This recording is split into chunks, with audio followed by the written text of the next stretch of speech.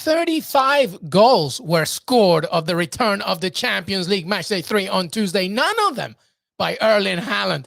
Insanity all over the place as Atletico Madrid and Liverpool playing a 5-goal fest. PSG just about escape, even though Kylian Mbappe skies a penalty. Vinicius Jr. turns into Ronaldo phenomenal. So many goals, so much action. Heath Pearce in the house. Jonathan Johnson joining later on. Hopefully Christina Unko as well. Champions League recap. Que Golazo begins right now. Hey everybody, welcome to Que Golazo Champions League Match Day 3 Tuesday recap. Heath Pearce, how are you, bud? I'm doing well, man. I just like the fact that I can catch you at any time of the day and your energy is peaking, which means I don't know if it doesn't ever not peak, but I'm doing well, man. How you doing? I'm good. Yeah, listen, by the way, when I'm not on screen, like, I'm just an absolute mess. I'm asleep on the couch. I'm just like, so I have to like turn it up. I'm like here and I'm here. I'm Jekyll and Hyde, but it's good to see you, buddy. Thanks for joining us. Heath Pearce always with us throughout the week, specifically in recap action for the Champions League. As we mentioned, so many goals, so much action. In a moment when he is ready, Jonathan Johnson will join us from Parc des Princes as PSG escape. To be honest, we were feeling good for Jesse Marsch for a little bit, but Lionel Messi came alive. PSG obviously got that win, even though Kylian Mbappe missed a penalty towards the end. So that was a tricky one, and we'll talk about the rest of the action. But let's begin. By the way, if you're watching this on YouTube live, thank you so much. I really can't emphasize that enough. Thank you. We want to hear from you. Get in that comment section, share your thoughts, ask us a question, ask Heath a question. Christina Unko, who is our officiating expert, she can answer all your questions as well. Get everything off your chest. Our producer will throw the best comments on screen because Des Norris is good like that. And if you're listening in podcast form, that's very nice. You know what's even nicer? Subscribe to Que Golazo Pod, wherever you get your pods, and take a minute to leave us a glowing rating and review. But we want engagement, everybody. Send in your comments, send in your questions. We're going to throw it all at you. All right, let's begin actually with let's go with PSG Leipzig, and then hopefully JJ will join us in a second. But Heath Pearce, listen, Jesse Marsch nearly got away with one here. He needed this game.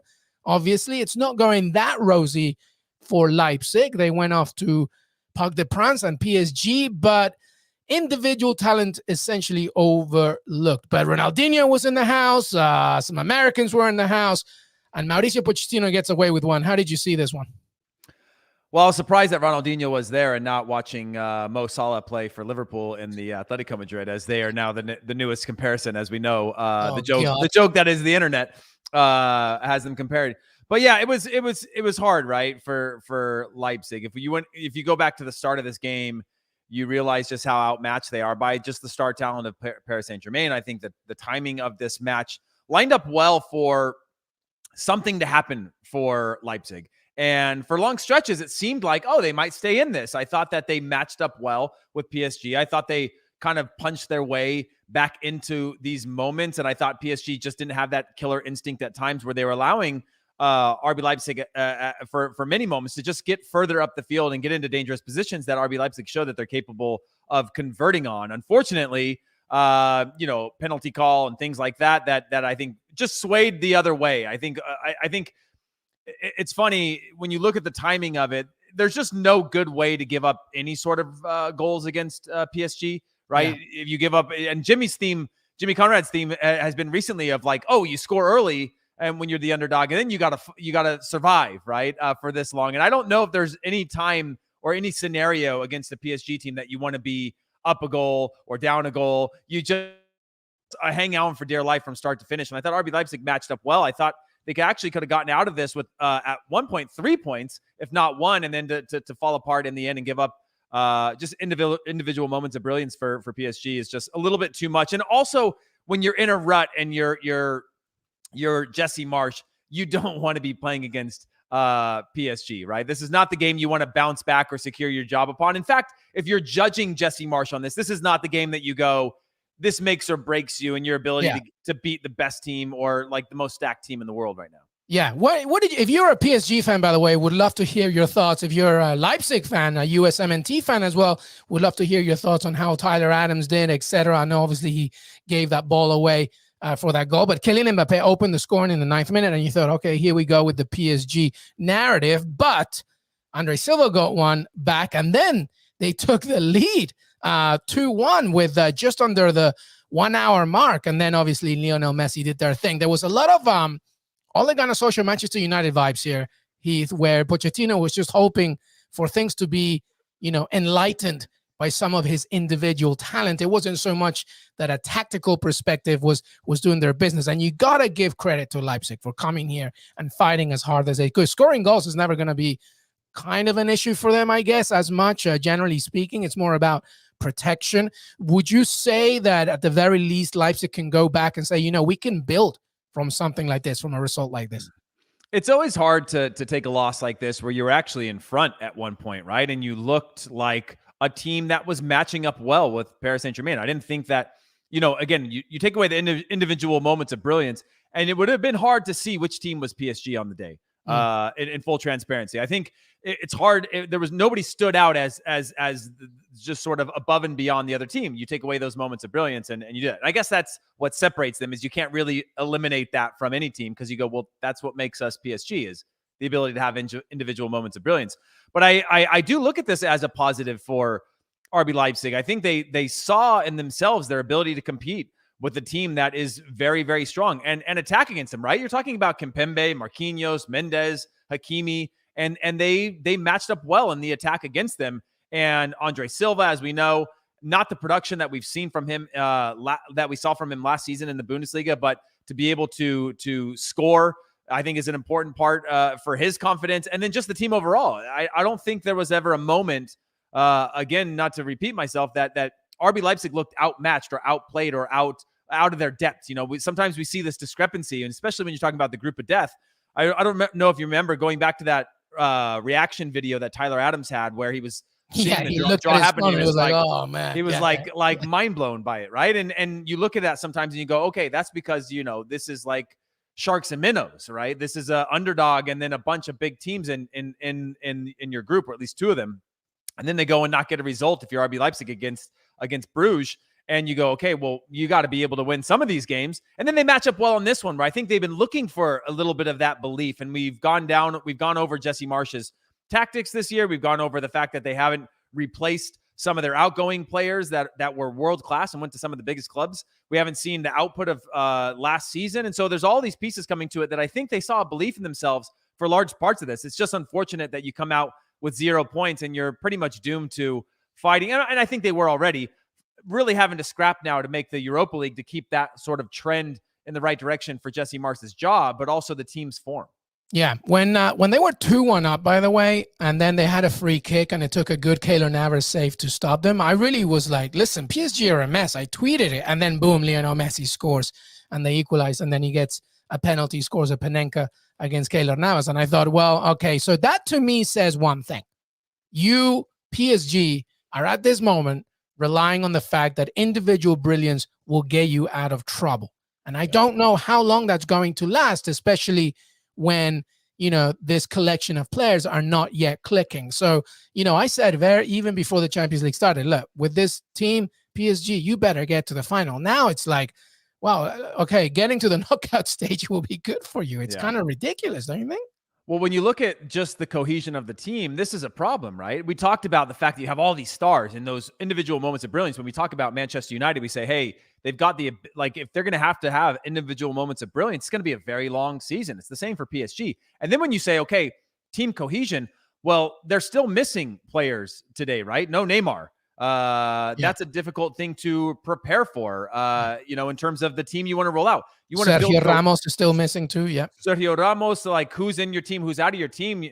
Yeah, you're going to slowly find cohesion, but if at a certain point you want to roll out your best lineup and have a run of games where you can actually start to build that rhythm. Now, do I think they're probably better having a rotation? I do, because then Messi becomes the star and Mbappe becomes the star and you have a different balance. And then maybe Messi's not playing and Neymar and Mbappe, and there's some sort of balance that I think they can find with saying this is your team for today, and they have the ability or brilliance to be able to do that. And I am worried about just cohesion of that team anyway, because we've seen when they're all on the field, nobody knows which gets to take the play off, who's tracking back, who has to play defense, who doesn't. They're all sort of looking at each other being like, nah, man, I'm the best player in the world. And the other one's like, no, I'm the best player in the world. You go play defense.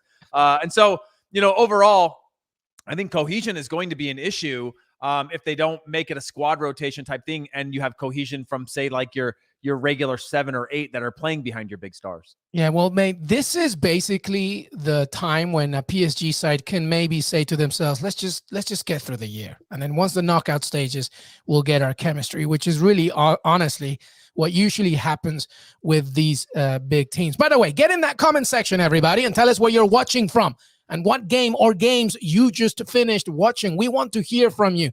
Elliot is saying Hakimi and Gaye were no-shows for PSG today. They were lucky to escape with a result. I agree. And to be honest, when Hakimi, especially, and Idrissa Gueye, when they're not showing, it really shows the cracks in this PSG side. I agree with you, Elliot. They were very lucky with this result, and that's usually what happens when you have Kylian Mbappe, Messi, etc. JJ, by the way, is still setting up at Parc de France, and he'll hopefully join us a little bit.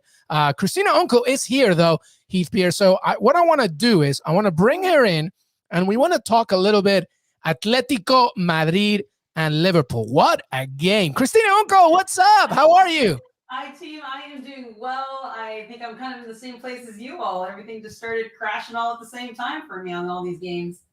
35 goals scored, none by Erling Haaland, Christina. That's a little crazy, huh? That is a little crazy. Let's focus on that, shall we? Actually.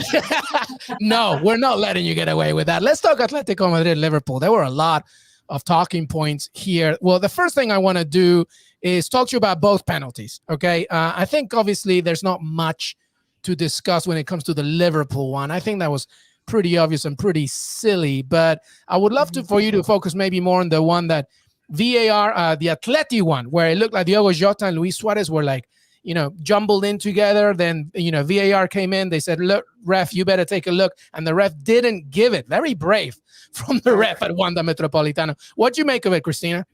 Very brave. I'm actually glad that the VAR did intervene on this. So the referees on this match, German referees, we have Daniel Siebert, one of the younger referees coming up, but basically going to be pretty much Felix Birch's replacement, right? When we talk about kind of coming up the line. And he had a really experienced VAR with him on this match. He had Bastian Denker. And as we all know, in the Bundesliga, their standard of clear and obvious error is very, very high. I would then argue UEFA collectively, they're the next one when it comes to whether something is clear and obvious error. I like this call of recommending this VAR recommendation down to overturn the penalty, because I don't blame the referee. In an instant play, split of a second, you see two players coming cross by cross. You don't really know how much contact there is. He did a really good job of, I would say, milking that play or drawing that foul out of it. So I understand where the referee made that decision on the game, but this is what VAR is for, and I like it because it recommends. Nobody here would say we want penalty on this, right? The words that are commonly used with these kinds of contexts is it's soft, right?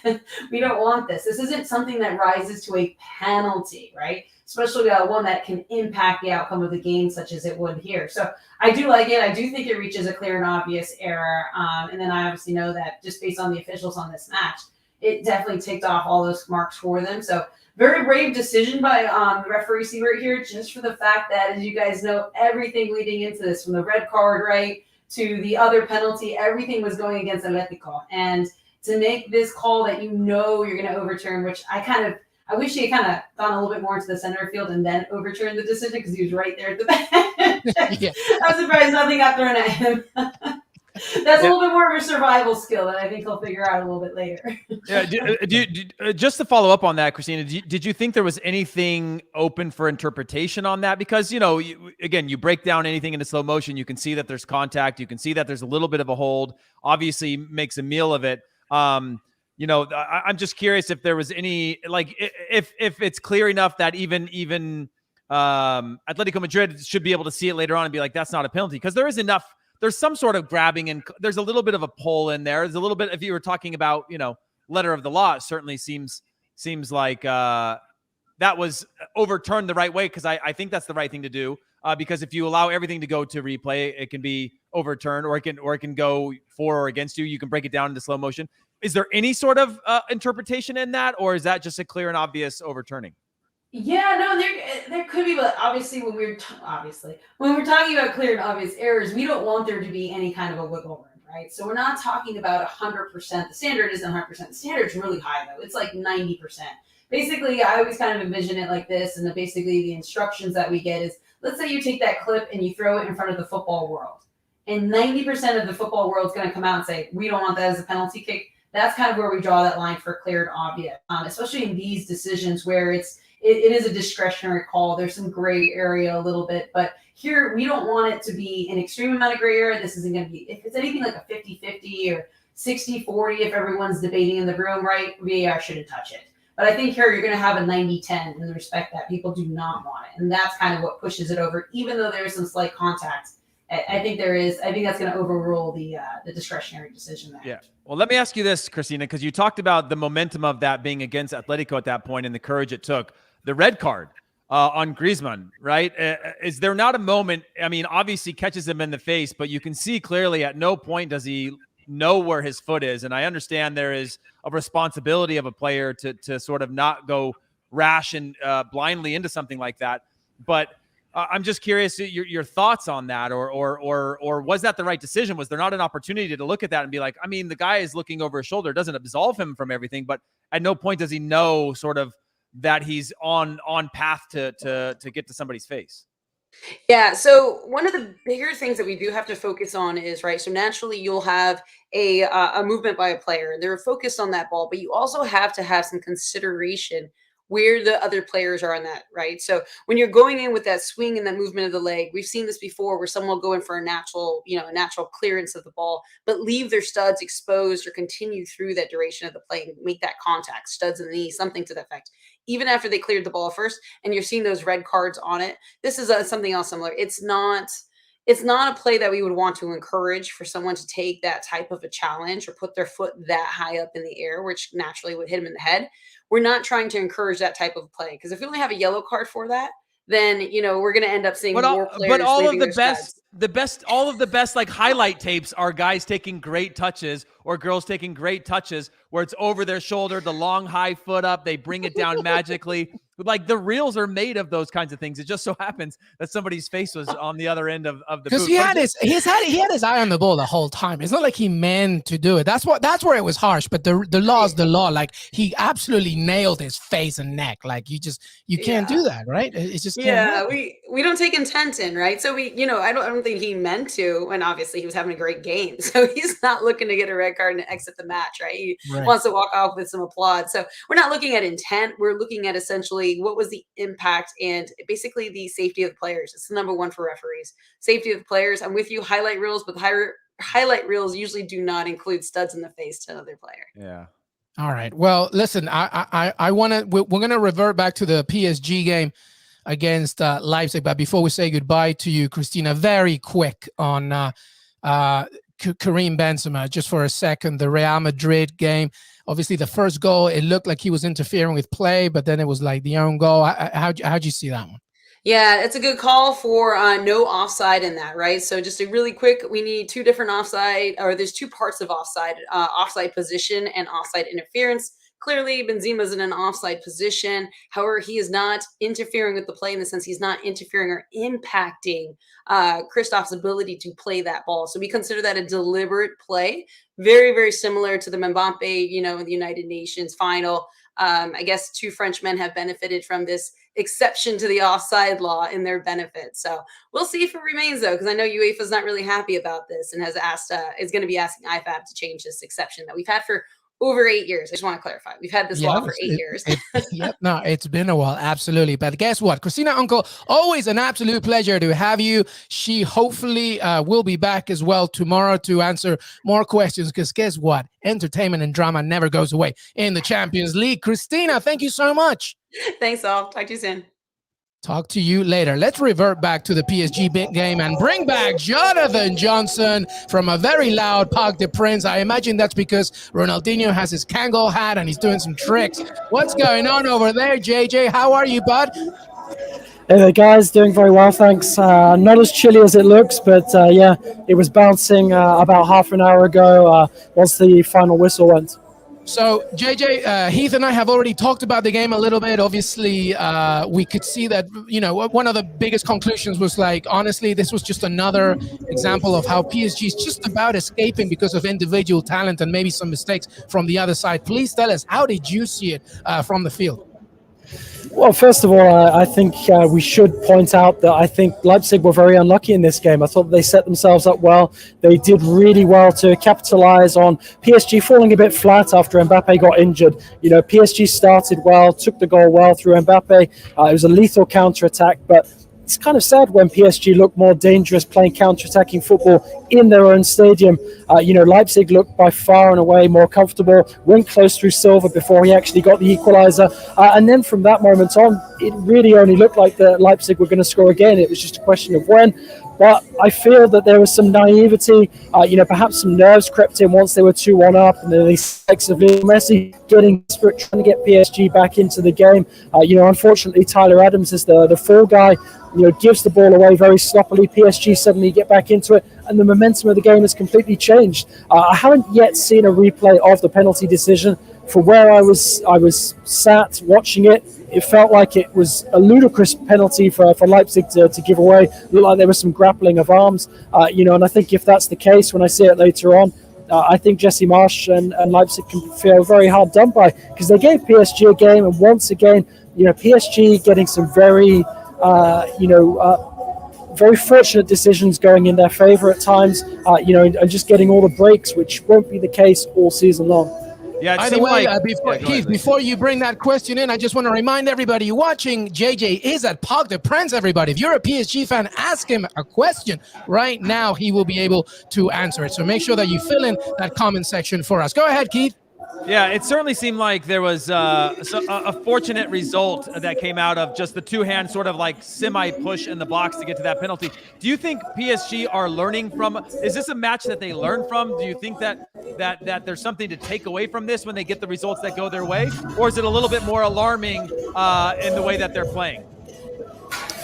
I don't think that PSG are going to be allowed to keep playing like this, because there's a lot of criticism already building up in France. There's a lot of question marks over Mauricio Pochettino, his inability to find his strongest starting 11, and his inability to get any sort of identity really out of this PSG side. But also at the same time, I think that there will be an argument put forward that at the end of the day, PSG are winning matches, getting results when they're not necessarily playing well. People always say that that's the hallmark of champions. And I think some people will put forward that argument and say at this moment in time, all that really matters is the result, especially when you bear in mind that PSG dropped points on the road against Club Brugge in the first round of matches. And obviously Manchester City have recovered with that thumping win in Belgium, which means that PSG are really going to face a fight for one of those top two spots. I do think that PSG will realise that they have to be more wary when they go to Germany to face Leipzig in a fortnight's time. But also at the same time, let's not forget PSG are going to be welcoming Angel Di Maria back from suspension, and Neymar should be back in the squad as well. He came back from international duty a bit banged up. So, having those two guys available for PSG once again will bring new possibilities to the fore. But we've said this before, and PSG have still put out flat performances. You could argue that the only real convincing showing that we've seen from PSG so far this season was in that home win against Manchester City when it wasn't City's finest hour. So I definitely think there's plenty of room for improvement for PSG. This kind of result will just keep the pressure off of Pochettino, at least until the weekend when PSG go to Marseille, who are one of the domestic teams who could really give them some trouble. So, by the way, I know that Heath wants to ask one more thing, but before I do that, I want to do something that Heath keeps bringing up. Hey, if you're watching this, all right, who do you like better? Who do you think is better, Mohamed Salah or Ronaldinho in his day? I want to see how many insane people watch our show. So if you think Salah, put an S. If you think Ronaldinho, put an R. Please don't make me go over there and proverbially smack you. There's only one answer for this one. Hey, JJ. Heath has another question for you. Hey, JJ, so here's my question, and we were just talking about this a little bit ago before you jumped on. Is it going to be a matter of putting 1 or 2 stars on the field or 3 stars together instead of having your best 11, knowing that you have a team of world stars? Is that the best route forward for this team, where you always have one of your players rotated, a Neymar on the bench, or coming back or rested, a Messi rested, an Mbappe rested? Is that what you think is the best route forward for this team to start to find some cohesion behind them, but also just to allow them to have one player that gets to put the team on their back, or 2 players that can sort of spur the offense instead of them having confusion as to who's leading this team, what's the rhythm of play, what's the system of play, and all of that?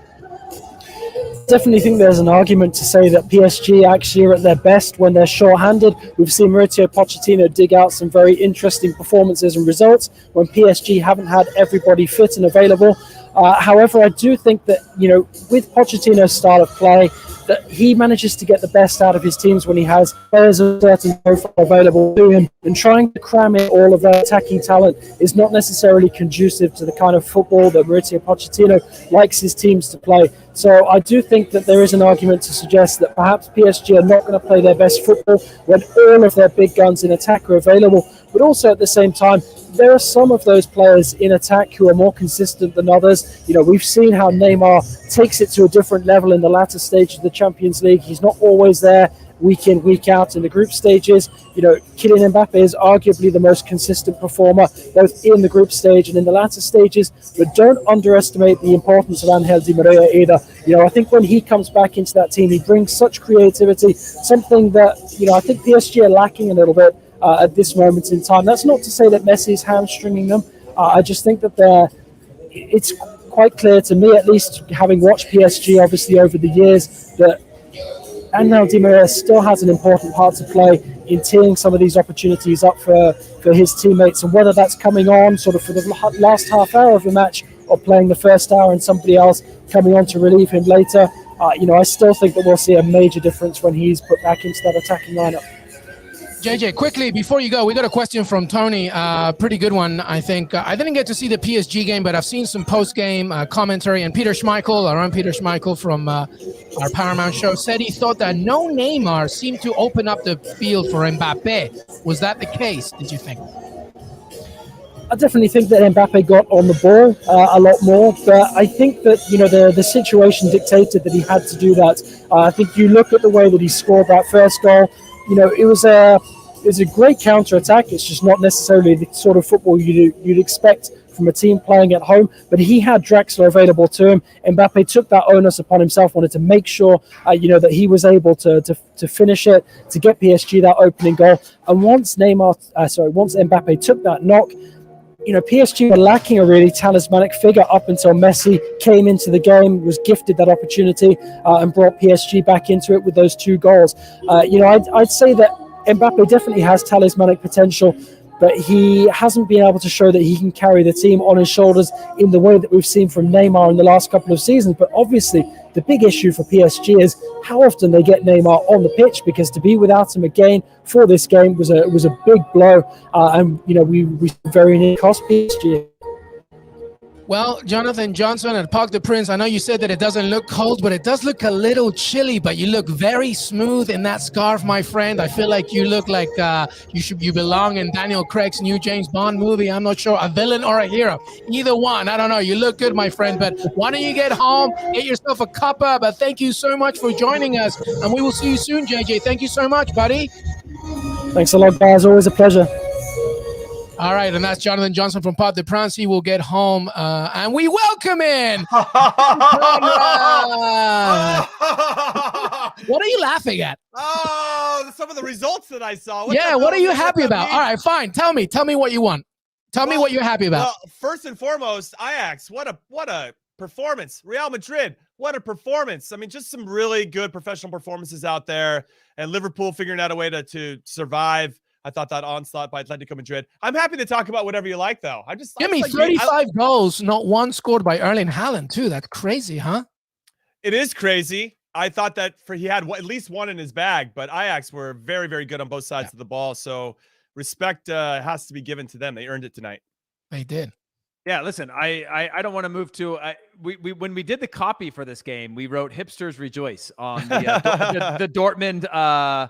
The Dortmund Ajax game, just because whoever wins gets Ricardo Pepi, I think. Yeah, exactly. It's exactly what you want. If you are a fan of the U.S. men's national team right now, you are channeled around young players, which means if you need teams in Europe, Ajax and Dortmund, that's what you want. Dortmund obviously didn't show up at all for a single moment, and Ajax were very, very good. Obviously, from the very beginning, they were dominant in that one. It's just amazing to see that you can put a thumping on a team that's kind of like near top of the table in the Bundesliga in the way that Ajax played. Yeah, I mean, just really good. I mean, Dusan Tadic, he ended up setting up the free kick that Marco Reus, what a finish, huh? That own goal, really spicy, but That really kind of own set the tone. I mean, when they played on the front foot and Dortmund didn't have any answers, and we knew that they were going to be an Achilles heel. You knew Dortmund were going to give up some goals. They just didn't have that counter punch that they usually have. And I have to wonder if Marco Reus is the guy for them. I mean, Mauricio Pochettino for about 30 minutes is like, I don't know if this is the guy. He could get fired after this game if they lose to RB Leipzig at home. And then Jesse Marsch is now, I think, on the hot seat and has been hanging out there for a little while. So with regard to Ajax in particular, really impressive performance. Sebastian Aller getting another goal. So now he's creating more distance at the top of the Golden Boot chart here in the Champions League. And you can't sleep on them. If I'm a team that's looking for a manager right now, I would be looking at Ajax's Eric Ten Hag. I mean, you have to do anything you can to get him. He's amazing. I agree. He's amazing, amazing manager. Hey, listen, what do you think? What do you think? If you're an Ajax fan, please send us your thoughts. Oh, look who's back. Ilyas from Somalia, I believe, right? Ilyas, unless you're somewhere else. Sebastian Haller looks like a different player compared to when he was at West Ham. You know what the difference is? We just said it. Eric Ten Hag. I'm telling you. This boy can really, really, really play thanks to this great manager. Hey, we're going to take a quick break. If you're watching live on YouTube, that literally just means that we'll be right back. If you're listening on podcast, that means a little break, and we will be back. But we'll talk about the rest of the action of Tuesday. 35 goals, none by Erling Haaland. This is a stat that I just love. My wife is like, shut up, think of another stat. All right, we'll be back. Que Golazo Champions League recap will return. Hey, everybody, we're back. I told you, Jimmy Conrad in the hizzy, Heath Pearce in the hizzy. Let's keep talking. Let's talk about Real Madrid and their game against Shakhtar Donetsk for a second. First of all, Vinicius Jr. decided to turn into Ronaldo Phenomena today. He was on fire. Heath, what a game. And they wanted redemption after last season when they lost to Shakhtar Donetsk. How'd you see Real Madrid? I mean, they were fantastic. I think Benzema goes back to the argument, and I would love actually everybody that's watching. What was the challenge that we had? It was Lewandowski, Benzema or Mo Salah. And Thierry Henry stuck with Benzema. Jamie Carragher was obviously with Salah, and so was Michael Richards. I'm with Salah, but Benzema, I mean, I'm not going to argue with you. Yeah, you can't argue. But I will say Vinicius Jr., very good on this one. Again, when you start to have these players that understand their role and where they need to get into the good spaces, and when you have somebody like that completely, Mbappe-esque, where when they get the ball, everybody starts to overshift a little bit. You start to bring more numbers, and that busyness, I think, is really important for Real Madrid, who are starting to have a little bit of aging in their team. When you have that youthful spark that speeds the game up, that disrupts things, that just sort of makes things harder to predict on another team, because when you start to set up against them, right? And we saw last year with Shakhtar, when you set up against these guys and you strike, you watch their tapes and they become pretty predictable. But when you have a player like Vinicius Jr., it makes that predictability less hard to prepare for. And it makes you start to actually prepare for the other team more than how you're going to prepare for yourself. And I think he was phenomenal in this one. So yeah, overall, a top performance. Yeah, top performance. I just want to give a shout out to Vinicius Jr. Some of the people that I know are calling him Vinny the Pooh instead of, you can run with that if you like, but that is a pretty funny nickname. I kind of like it. I like it. He scored 6 goals in 49 games in all competitions last season. He's already got 7 goals in 11 this season. I already think that speaks to whether it's his evolution and maturity as a player, or the player whisperer, as we like to call him, Carlo Ancelotti, who seems to know how to press the right buttons of his players. And you can see the team almost relaxed, even when things aren't going necessarily their way.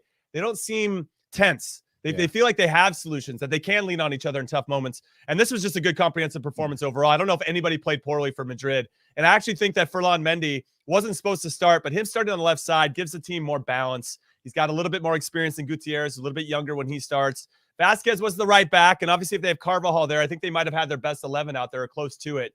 So really good performance from them. I don't think they've scored 5 goals away from home in the Champions League since 2018 against Victoria Pilsen. Yeah, I pulled that one out of my butt. And all of it. Yeah, I just think this is a team that is going to hang around. And if Leti going to stutter, as they're known to do, and Diego Simeone's their manager, they always kind of stutter and sputter at some point. I think Madrid could be an outside chance to contend for the league title as well. And who knows? I mean, Ancelotti, I would never put anything past him as manager. Absolutely. If you're a Real Madrid fan and you're watching, we'd love to hear from you. Are you confident? What do you feel about Vinicius Jr.? How do you feel about Jimmy's comments right now about hope, feeling good after Ancelotti taking over from Zinedine Zidane? I mean, it's only October, but yeah, I mean, they're looking pretty good. And obviously after resting this weekend because they didn't have a game, they looked even better. Heath, you had a point about Vinny the Pooh. Yeah, Vinny the Pooh. That's great. Now I can't. Every time I hear a short phrase like this, I just think about Jimmy putting it on his board behind him the next time. the next time I see him, like anything that's under like 6 words, I'm like, oh yeah, Jimmy's gonna put that up on the wall. But no, with Vinicius, he's the kind of player that if you're at Real Madrid, it's not good enough to have somebody that's going to put up 7, 8 goals or 10 goals from. That's a 25 goal a year in the league that they play in, and the amount of competitions that they play in. That's the numbers you have to be able to put up. And when you see the calmness that he had in front of goal today, you're starting to see almost like whether it's a confidence, as you said, for Ancelotti, or it's just the development of the player, an ability to bring these attacks to a conclusion and finish them off with goals, because that's the only thing that matters.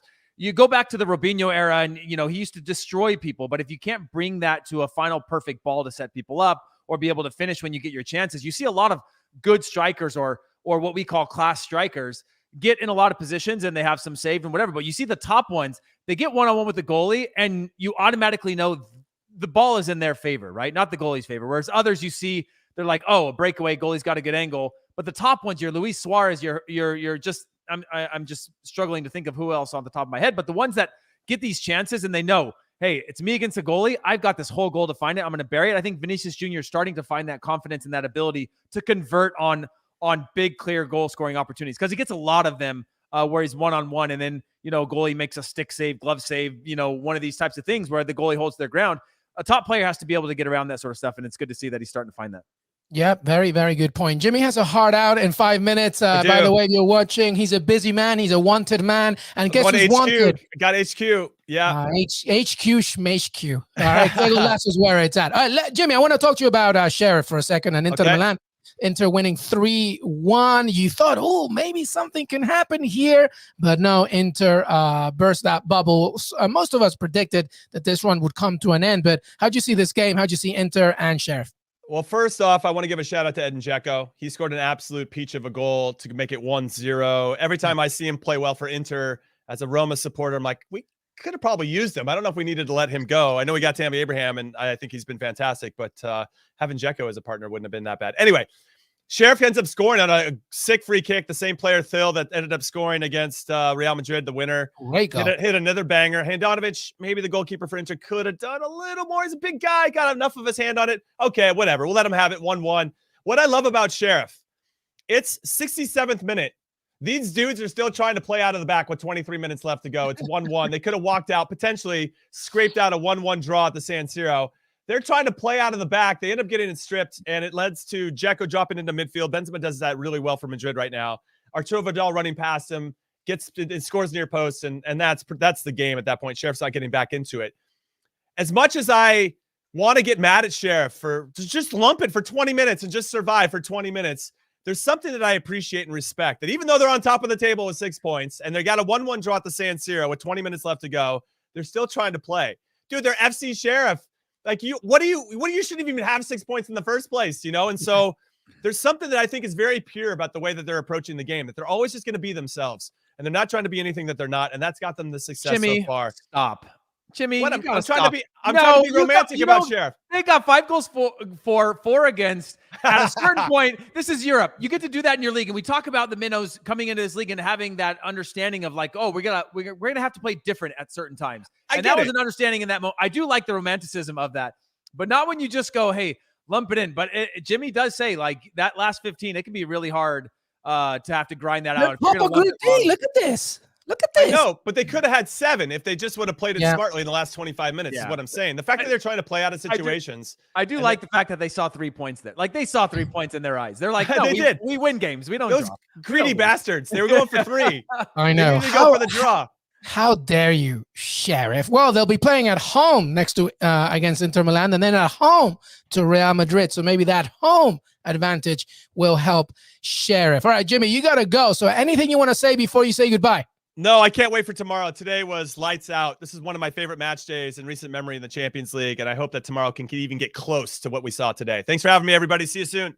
See you later, Jimmy Conrad. Thank you so much. Jimmy will be back for us, and Heath and I will wrap things up here. All right, let's keep going through the rest of the evening here, Heath, Pearce. Let's talk about Porto and Milan. Porto beat AC Milan in Group B. It was a tough contest. a little bit of a questionable goal there. Maybe there was like some kind of foul right before Luis Diaz buries it, the Colombian. But regardless, AC Milan, once again, is going to be struggling in their own group. What do you make of that one? I mean, this is one where they're on 0 points after 3 games. They're at the very bottom. And I think that's problematic. We saw last year, though, the same sort of thing happened to Inter Milan, where they went on to then win the league, having nothing else to worry about. I don't always think that's the perfect recipe, because when you're a player, the mindset of a player isn't like, oh, one less trophy to fight for. Hooray. Let's focus on one thing. Your mindset is like, oh, we fell short of that. That sucks. And then you get on with business, but it's not like this sort of, there's no like preparing for that. But yeah, this was a close one. And when you look at the table, not great for Milan in this one. Obviously, the upsides of this one, more minutes again for Zlatan to come in for Olivier Giroud. I think that's a really important factor for them. And then when I'm looking at a match like this, those are the ones that they have to be able to win, because this type of match is what they're going to face in Serie A, right? This is the type of game, closely contested, tactically very sound, tactically very smart, like Porto are. They're not going to give you a lot. You're going to have to sort of scrap and fight and wait for your few moments. The fact that they didn't convert on that, I think, is a little bit problematic, and where we saw them fall short last season in Serie A when they play these types of matchups that are very, very close, being able to convert. And then, and so, yeah, I think it's a little bit problematic for them. I think that could lead to an upside for them long run, but you never want to be on 0 points after 3 match days. Yeah, the problem for Milan in the Champions League is the format doesn't help them. The scheduling of they have to now travel to Atletico Madrid, then they host Liverpool, and they don't have to, and they don't face Porto till the last game of the group stages. And by then it might just be too late. But to your point, that could be a blessing in disguise. We'll see. By the way, Manchester City destroyed Club Brugge 5-1. I watched this game. They were just like business as usual. They were just clicking everywhere. Both fullback scoring. I'm a fan of that, man, on a day like that. Like I tweeted something. It was something like, I've been saying, and we've been saying, no number 9. Is that a problem? Pep Guardiola is so good at seeing the pitch and just thinking of the pitch as like a chessboard and just putting the pieces where he wants them to be. It doesn't matter, honestly, if you have a number 9 or not. And that's what happened today. You had Phil Foden, you had Kevin De Bruyne, you had Jack Grealish, Riyad Mahrez, and they were all interchanging roles. And Phil Foden's ball to Cancelo, which was the opener, was a perfect example of that. It was so deep. But anyway, straight, just business from them. Are you even more confident of Man City even after losing that PSG game in this Champions League tournament? Yeah, and one of the things that I really liked about this is Cole Palmer scoring. It's not often you have a young player coming through. Phil Foden being the only example of a young player breaking into the first team. We saw everything from Brahim Diaz end up on loan at Real Madrid and ending up at AC Milan. It's a very difficult environment for young players, not because of anything, but now to see players get into these matches and contribute, I think is a really important factor for the fans of Manchester City. It's great to have big name players and big stars, but you want some of that homegrown talent starting to work their way through. So to score a goal like that, it's really important. And like you said, there's a genius to Pep Guardiola that, can tear teams like this apart. I mean, obviously there's a big discrepancy between Bruges and Man City, but we've seen Bruges be able to take points in Europe consistently against some of the bigger teams. And so I think it was a comprehensive performance for this one, and one that allowed them to then, with that type of lead, make as many subs as they did and rotate players through their team, which I think all those little tiny details that go in your favor if you're Pep Guardiola, where you're like, okay, we got a heavy schedule coming up. We need the win. We don't have to win this, but we do need to win this. It's important too, because we believe that we can get the results to get into the knockout stages. It then allows you to go, okay, it's going according to plan. Get some subs in. Let's rotate. Let's keep these players fresh, because you've got a long season ahead. And when you're going to look back at moments where you've been able to rotate because it's not a closely contested 0-0 or 1-0 against somebody that you should have a comfortable lead against, I think is really important when you're trying to break down the season and the workloads of your players. Yeah, and to your point about that group, by the way, even though Club Brugge got destroyed today, they're still kind of in it. They're third with 4 points, Man City with 6 points, and PSG obviously with 7. If you're a Man City fan, by the way, and you're watching, how much more confident are you now with the likes, as you mentioned, Palmer scoring, Phil Foden looking very good, Jack Grealish, of course, and getting to that final again? Because I feel you more confident of you getting to that final more than last season. There's more balance here. So I would love to hear from Man City fans. Give us your comments. Drop those in as well. By the way, Sporting beat Besiktas 4-1 in Group C. Carl Laren's first Champions League goal in his second appearance. By the way, Canada, Heath Pearce, Canada are here and they're not going anywhere, man. They look good.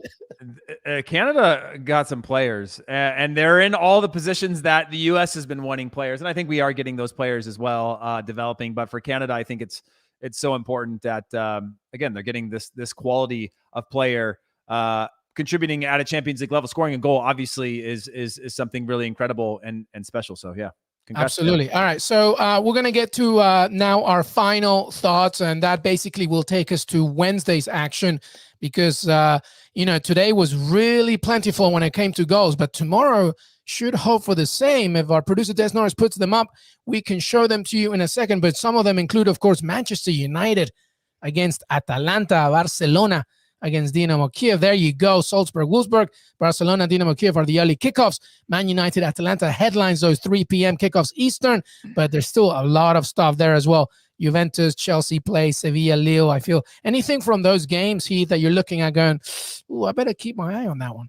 Well, as an American fan, I'm looking at Salzburg with Brendan Aronson and John Anthony Brooks playing against Wolfsburg. Also, that being what is looking like the potential destination for Ricardo Pepi. So if you're an American fan, do you like that? I don't love it. I don't love it for sure in terms of, when I look at Ajax today and I go, wow, that sure seems like a fun place, or even a PSV Eindhoven or something like that plays in that sort of traditional 4-3-3 system that's built around that's who I want. Like the ball, creating chances, things like that. I think Wolfsburg are very good. That's a Champions League club. Obviously, they play under a lot of pressure, but at the same time, the system of a Wolfsburg hasn't always been a certain way, right? When I think about the development of a player, you go into Ajax, it's not going to be like a manager comes out and a new manager comes in and they play a completely different type of footballing system, right? You're going into an actual school of football, and that is built on tradition, and it outlasts any player or any coach. And I think that's a really strong thing for a player, that even if you don't play there, you get better because you learn something new. Whereas at Wolfsburg, a coach could come out, a coach could come in, philosophy can change, the players come in and out. It's built around the players that you have, and I don't think that's always catering to a goal scorer. Having said that, Edin Dzeko, a fantastic goal scorer to come through there. Grafich, another fantastic goal scorer to come through there. So they've had their goal scorers throughout the year. I'm obviously talking about the year that they won the league, won the Bundesliga, but don't love it for Ricardo Pepi. I don't mean to get off on that. No, it's fine. It was me who asked you of it. But aside from the Salzburg-Wolfsburg game, is there anything else that you're looking at? Barcelona, of course, they need a win, pretty much, you would think, right? I mean, that's a big one. And Ole Gunnar Solskjaer, Manchester United, I mean, it's not so much if they lose, but if they lose in a certain manner, once again, I know there's backing, but to me, I'm still befuddled by this overwhelming support, and I get it. It's because of the loyalty of who he represents for that club, but still, like, if they lose badly to Atalanta, Heath Pearce, I mean, my goodness, that could be trouble for United fans. Yeah, by the way, I'm going to get back to that point in 1 second. Just so you know, tomorrow is all about the US MNT in Champions League. You got Juventus playing. Well, you've got Lille playing for our boy. You've got Jordan Pefok at Young Boys. Oh, that's right. And so you've got and then obviously you've got our competitors at Alphonso Davies at Bayern Munich. And so, a number of things. Oh, Barcelona, you got Serginho Dest. Guys, this is can't miss. CONCACAF heavy, USMNT heavy. But again, going back to when we talked about Jesse Marsch at RB Leipzig, and it's hard to judge a team like that. It's because you are the underdog, right? And it's tough to take this in isolation and say, hey, this result against PSG. Now, maybe you could say in the way in which you gave up those results, you don't have the team motivated, or tactically your team's not good enough because you had the lead and you gave that up. Also still hard to judge because you're like, yeah, but they have Mbappe. Like, what do you want me to do? But looking at this, when you look at Manchester United, for Ole Gunnar, this is a must-win game. You're playing against Atalanta. You are a bigger club. You are a better team, and you should be able to prove that and show that. Now, I don't know if that swings one way or another, but it's one of those games that it comes under this much pressure, and the same thing at Barcelona, where you're supposed to win this. Now, I think Barcelona has got a heavier advantage against the Dynamo Kiev than an Atalanta, who I think are capable of beating you in more ways than Dynamo could beat Barcelona. But overall, for Manchester United, that's a bounce back moment where you say, let's not compound the issues that we've gone through. Let's get the result. Let's make it a professional result. Doesn't have to be great, but you have all of the players that this should be a pretty comfortable win for you at home. Yeah, well, And they are. Manchester United are at home. And just to remind everybody, that's Group F. Atalanta lead the group with 4 points. Then it's Young Boys, because remember, Young Boys did beat Manchester United. Then it's United with 3 points, and then Villarreal at the bottom. Obviously, big game there as well. And then Barcelona are bottom of Group E, 0 points, 2 losses, conceded 6 goals, scored 0. This is a big game for them as well. And just to remind everybody, that's the Group F. Atalanta against Manchester United, Young Boys, Villarreal. And then if we scroll, look at that. Bayern Munich obviously doing their thing. Benfica, Dinamo Kiev, and Barcelona right there with nothing there. And that's it. -6, by the way. Barcelona -6. Barcelona, that is. Unbelievable. Unbelievable. So please let us know what you think. Make sure that you follow us on Twitter, Que Golazo Pod. Make sure that you subscribe to YouTube and put that notification bell so you get all the episodes. If you're listening to this on pods, we are on Spotify, Stitcher, and also check us out on CBS Sports app and cbssports.com. Heath Pearce has been amazing throughout this whole thing, and obviously we got plenty more with him. I want to thank Jonathan Johnson as well, Christina Uncle, Jimmy Conrad. Heath, final words before we say goodbye. What a cast you had on today, whipping people in and out that was a lot of fun, man. That was a roller coaster ride, and I appreciate you having me. It's like we're Richmond AFC, baby. We're just taking care of business right here. Who would you be in that situation, Heath Pearce? Oh, Ted Lasso. Sadly, I would be Nate. But I would like to be Nate, man. What a heart he has. Oh, what a terrible way to imagine reading the script for season 2. You're like, oh my God, really? I have to be this guy? Unbelievable. Now, what have I taught? Come on now. Hopefully season 3 will give us more. But hey, thank you so much, everybody, for watching and listening. Heath Pearce, thank you, brother. Thank you. Have a great evening. We will see you next time, everybody.